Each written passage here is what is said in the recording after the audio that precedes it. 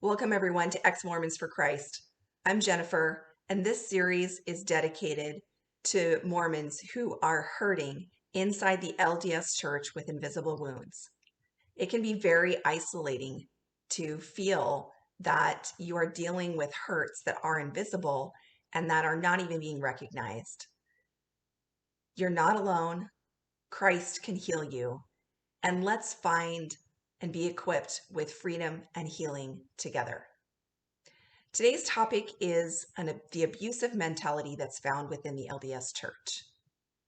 See if this describes anything that you might say yourself. I feel suffocated and controlled. Just when I feel the church has settled an issue, the leaders upend it with a quote new revelation, and I'm left feeling like the ground underneath me is spiritually shifting sand. The attitude always seems to be, you owe God. The outward appearance of the church is totally different from the way that it is on the inside. I wish people would acknowledge that. When I tried to ask serious questions about our beliefs, I was shut down or told that my questions or I was the problem. Does that sound familiar to any of you? When a person is told to doubt their doubts spiritually before they doubt their faith, it trains him or her to stop listening to their God-given capacity to reason. The more the LDS Church reinforces that you are not the expert on God, they are, you experience this debilitating loss of your grasp on spiritual reality. God has designed you to have the ability to reason, to use deduction, logic, and everlasting principles to deduce his truths. But you are discouraged from exercising your sense of reason, even to the point of the LDS Church telling you that you must choose whether to believe your own perception or your own understanding of God's truth that you have determined based on your own weight of the evidence, or theirs. And if the two are in conflict, you're told to throw out your own reason and to doubt yourself instead of doubt them. In fact, they've got a phrase that says, doubt your doubts before you doubt your faith. It literally teaches this principle. Well, why does the LDS Church operate that way? Is there some kind of an underlying mentality? Yes. Since the LDS Church is a cult, meaning it is a perverted form of Christianity. And since it has an agenda. And that agenda is to keep you within its control. Now, like any abusive controller, their tactics are subtle.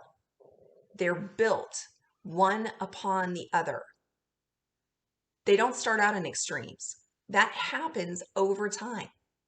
Today, let's examine the first abusive mindset. Mindset number 1, the fact that the LDS Church is in fact controlling.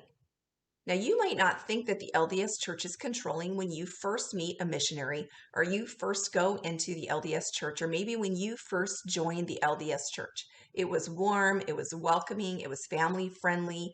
It talked about Jesus like Jesus was important. It talked about salvation. It seemed godly and spiritual. Keep in mind, though, that control comes in many forms.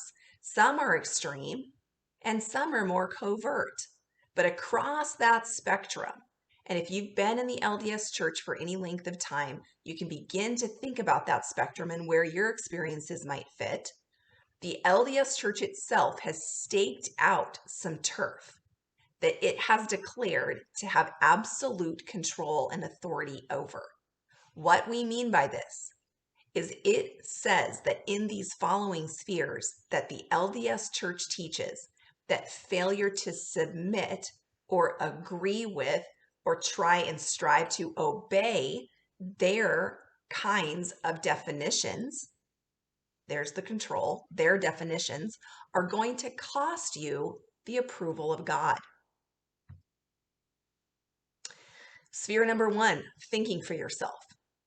If you think for yourself, once you're an LDS member, exercising spiritual discernment to decide that you need to demand proof for some things, especially their extra biblical teachings or teachings that you find are opposite the Bible, you are told that questioning this will, one, lose their approval and they stand as God. So it means that you're losing God's approval and you're going to be punished by the local church leadership. Now, what does punish mean? It's not as if you're going to be physically punished. It means, have you ever experienced being shunned, being silenced, having your concerns be dismissed, having people within your church family being pulled aside behind your back, and these family members being coached or talked to that they need to exert pressure on you because you have begun to think for yourself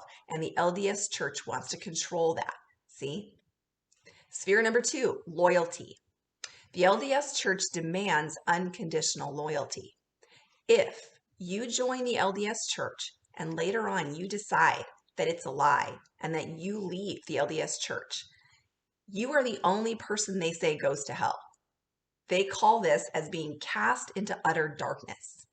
Note that every other person in their theology goes to some form of heaven, except the one person who decides not to have unconditional loyalty, the person who decides to leave the LDS Church. That person is threatened and spiritually told and brought up to believe that you're going to be the person cast into outer darkness. Sphere number 3, money. If you do not tithe 10% of your gross earnings, you lose God's approval. How do I know that? Because you have to answer that question every year in order to literally get your temple recommend, your approval card, to go into the temple to do different kinds of worship and ordinances. Next sphere, marriage and relationships. If you do not stick to their closed door ceremony for what they call a celestial marriage, then again, you are losing some level of God's approval and you're not going to reach your celestial exaltation and you're not going to be allowed into the highest heaven. So you hear the amount of fear that's getting induced from all of these different covert kinds of control. The next sphere is your lifestyle, such as food and drink. For example, you cannot drink alcohol and be approved. If you don't stop drinking caffeine, according to the word of wisdom, or if you violate some of their other food and drink restrictions, again, you are told that you are losing God's approval to go into their temple to do worship and to do other things. Next sphere, your personal freedom. If you refuse a job they assign you, these are called their callings. It's often something where the LDS Church wants to take advantage of your time, and so they're going to quote unquote give you a calling. It's really not matched with anything that God may actually have called you to. It's just something that they need you to do. And so they've kind of got some certain tracks for women and certain tracks for men, and depending on your age. So let's say that they ask you to do this calling and you refuse. You say, no, I'm not going to do that. If you don't do that, then again, you're going to be shunned. You're going to be looked down upon. Okay, that's their subtle form of pressure. Because let's say that you say, oh, I don't believe God actually called me to do that. Well, they're actually going to tell you, oh, you're wrong. You've lost God's approval. You've lost our approval in some way. And again, then you would not be allowed to go into the temple. See how they hold that control over you like a bargaining chip. Notice that in all of these, the LDS Church inserts itself as the authority for decision making. So it acts as a benevolent organization, but still a benevolent dictator. Notice that it's dictating, meaning it's withholding and it's bestowing access to God, access to his approval, access these different kinds of levels of favor from God.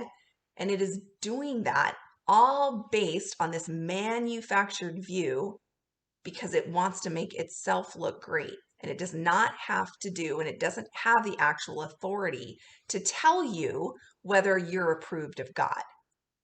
Okay? Here's what God says. God says in Galatians 5 verse 1, it is for freedom that Christ has set you free. Stand firm then, and do not let yourselves be burdened again by a yoke of slavery. What does that mean? Well, it means that Christ frees us from the bondage of controlling rules and ordinances. He frees us from all of the spheres of this ungodly, undue influence that the LDS Church exerts over people, exerts over you. So the Bible is telling you, don't go back to that. Don't put yourself back there. You're going to suffer a loss of freedom that Christ didn't create. Christ created you for freedom. He did not create you to have that sense of bondage. So don't go back. Don't agree to serve these kinds of rules and ordinances slavishly, like a slave to them, because that is not of God. Friends, God's approval does not cost you these things. And the reason why is because it has already cost Christ everything. If you have further questions about the mindset of the LDS Church, and if you have experienced these kinds of spiritual hidden wounds, feel free to reach out to me, and you can again post any answers or comments that you have in the chat. Until next time.